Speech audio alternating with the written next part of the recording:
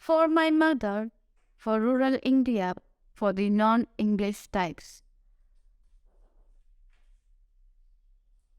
Acknowledgements and some thoughts. Thank you, dear reader and friend, for picking up Half Girlfriend. Whatever I have achieved today in life is thanks to you. Here is thanking all those who helped me with this book. Shiny Anthony, my editor and first reader since 5 point someone. Her feedback is invaluable. Those who helped me at various stages of conceptualizing, research and editing, Anubhav, Abhishek Kapoor, Anusha Bhagat, Masaba Gupta, Aisha Raibal, Abba Bakaya and Anusha Venkatachalam. My team, Basit, Michelle, Tanya and Viral. My immediate family, Anusha, Shyam, Ishan. My mother's, Rekha. My brother and his wife, Ketan and Priya. My in-laws, Suri, Kalpana, Anand and Poonam. Friends who make life worthwhile. My extended family on Twitter and Facebook. The entire team at Rupa Publications India. All those I met in Bihar while writing this book. And finally, babies. And not just for Microsoft Word this time. I want to share something with you. With this book, I complete 10 years as a writer. When I started writing, my motives were different. I wanted to make it. I wanted to prove a point. Today, I write for different reasons. I write for change. A change in the mindset of Indian society. It is a lofty goal, and I am not foolish enough to think I can ever achieve it. However, it helps to have positive intentions and a direction in life. And I am glad to have found mine. I want to reach as many people as I can through books, films, or other mediums of entertainment. I am human. I will falter and I will have ups and downs. If possible, try to maintain your support and keep me grounded through that process. One more thing. Don't give me your admiration. Give me your love. Admiration passes, love endures. Also, admiration comes with expectations. Love accepts some flaws. In fact, people sometimes ask me how I would like to be remembered. While hopefully that is a while away, all I tell them is this. I don't want to be remembered. I just wanted to be missed. Welcome to Half Girlfriend. Pranav. They are your journals. You read them, I said to him. He shook his head. Listen, I don't have the time or patience for this, I said, getting irritated. Being a writer on a book, too, doesn't allow for much sleep. I hadn't slept more than 4 hours a night for a week. I checked my watch. It's midnight. I gave him my view. It's time for me to sleep now. I want you to read them, he said. We were in my room at the Chanakya Hotel, Patna. This morning, he had tried to stop me on my way out. Then, he had waited for me all day. I had returned late at night to find him sitting in the hotel lobby. Just give me 5 minutes, sir, he said. He had said, following me into the lift. And now, here we were in my room. as he pulled out 3 tattered notebooks from his backpack. The spines of the notebooks came apart as he flung them on the table. The yellowing pages fanned out between us. The pages had handwritten text, mostly illegible as the ink had smudged. Many pages had holes, rats having snagged on them. And as for the writer, I thought, if this is a manuscript, please submit it to a publisher. However, do not send it in this state, I said. I am not a writer. This is not a book. It's not, I said, lightly touching a crumbling face. I looked up at him. Even seated, he was tall. Over 6 feet in height, he had a sunburnt outdoor roughness about him. Black hair, black eyes, and a particularly intense gaze.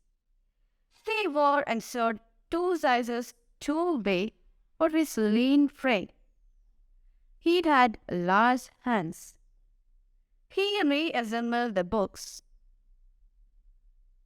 He reassembled the notebooks, gently with his fingers, almost caressing the pages. What are these? I said. I had a friend. These are my journals, he said. Her journals? Had a girlfriend? Half girlfriend. What? He shrugged. Listen, have you eaten anything all day? I said. He shook his head. I looked around. A bowl of fruit and some chocolate sat next to my bed.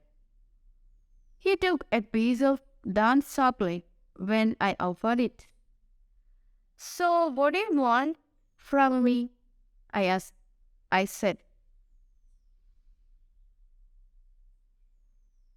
So what do you want from me? I said. I want you to read these letters, whatever is readable, because I can't. I looked at him surprised. You can't read? As in, you can't read in German? Or you can't read this? These. Why not? I said, reaching for a chocolate myself. Because Ria's dead. My hand froze in mid-air. You cannot pick up a chocolate when someone has just mentioned a death. Did you just say the girl who wrote these journals is dead? He nodded.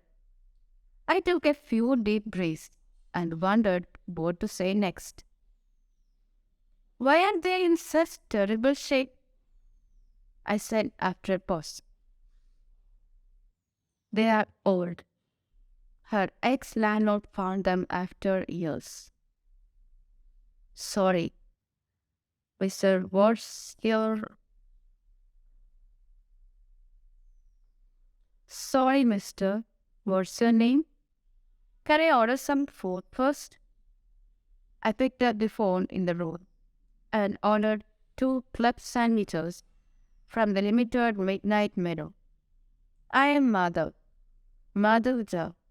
I live in Vilnius. I live in around 80 kilometers from here.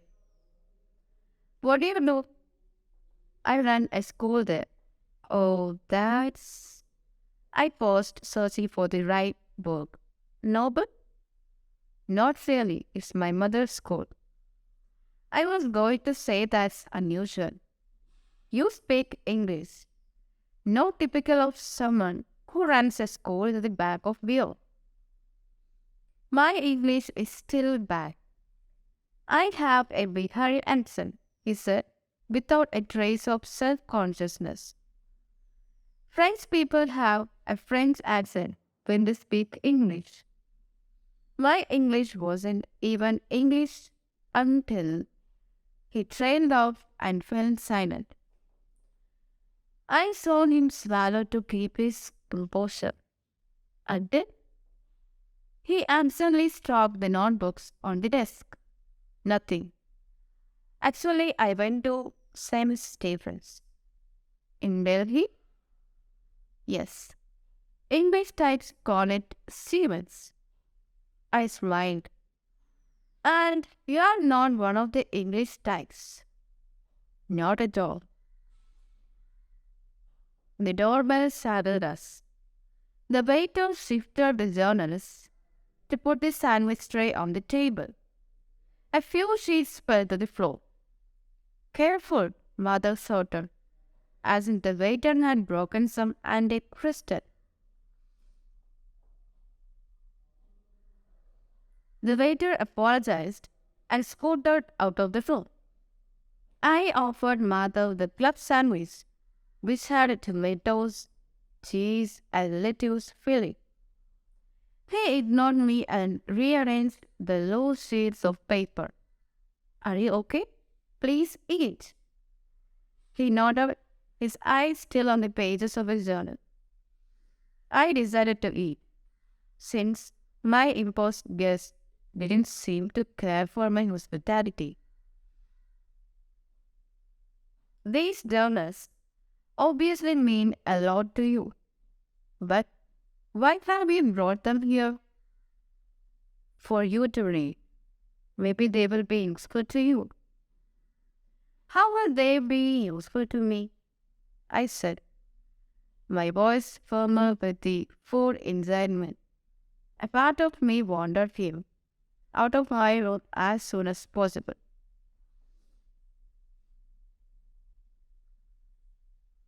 She used to like your books. She used to read them together, he said in a soft voice. For me to learn English. Mother, I said, as calmly as possible. This seems like a sensitive matter. I don't want to get involved, okay? His gaze remained directed at the floor. I don't want the journals either, he said after a while. That is for you to decide. It's too painful for me, he said. I can imagine. He stood up, presumably to leave. He had not touched his sandwich, which was okay, because I could eat it after he left. Thank you for your time. Sorry to have disturbed you. It's okay, I said. He scribbled his phone number on a piece of paper and kept it on the table. If you are ever in the round and need anything, let me know. It's unlikely you will ever come. But still, he stood there, instantly dropping me, and walked to the door. Mother, I called out after me. You forgot the journals. Please take them with you. I told you I don't need them. So, why are you leaving them here? Because I can't throw them away. You can. Before I could answer, he stepped out, shut the door, and left. It took me a few seconds to realize what had happened. I picked up the journals and ran out of the room. But the soul-walking lift had just gone down. I could have taken the stairs and caught him in time, but after a long day, I didn't have the energy to do that. I came back to my room, irritated by his audacity. Dumping the notebooks and slipped with his phone number in the dustbin, I sat on the bed, a little unsettled. I can't let someone I just met get the better of me, I thought, shaking my head. I switched off the lights and lay down. I had to catch an early morning flight to Mumbai the next day, and had a 4-hour window of sleep. I couldn't wait to reach home. However, I couldn't stop thinking about my encounter with the mysterious mother. Who was this guy? The birds, Brown, Stevens, and Delhi floated around in my head. Questions popped up. What the hell is a half-girlfriend? And why do I have a dead girl's dress in my room? Eyes wide open, I lay in bed, staring at the little flashing red light from the smoke detector on the sink. The journals bothered me. Sure, they lay in the dustbin. However, something about those torn pages, the dead person, and her half-boyfriend, or whoever he was, intrigued me. Don't go there, I thought. But my mind screamed down its own suggestion. Read just one page. Don't even think about it, I said out loud. But 30 minutes later, I switched on the lights in my room, fished out the journals from the dustbin, and opened the first volume.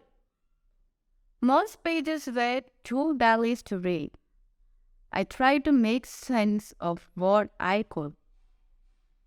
The first page dated back 9 years to 1st November 2002. Ria had written about her 15th birthday. One more page, I kept thinking. I flipped through the pages as and tried to find another readable one. I read one more section, and then another. 3 hours later, I had read whatever could be read in the entire set. The room phone rang at 5 a.m., startling me. Your wake-up call, sir, the hotel operator said. I am awake, thank you, I said, as I had never slept at all. I called Jet Airways. I'd like to cancel a ticket on Patna Mumbai flight this morning. Pulling out a slip of paper with mother's number from the dustbin, I texted him. We need to talk. Important. At 6:30 a.m., the tall, lanky man was in my room, voice room. Make tea for both of us. The kettle is above the mini bar. He followed my instructions. The early morning sun highlighted the sharp features. He handed me a cup of tea and took a seat diagonally opposite me on the double bed. Should I speak first, or will you? I said. About? Ria, he sighed. Do you think he knew her well? Yes, he said. You feel comfortable talking about her to me. He thought for a few seconds and nodded. So, tell me everything. Tell me the story of Madhav and Ria. A story that fate left incomplete, he said. Fateful trace indeed. Where do I start? When we first met? Always a good place, I said.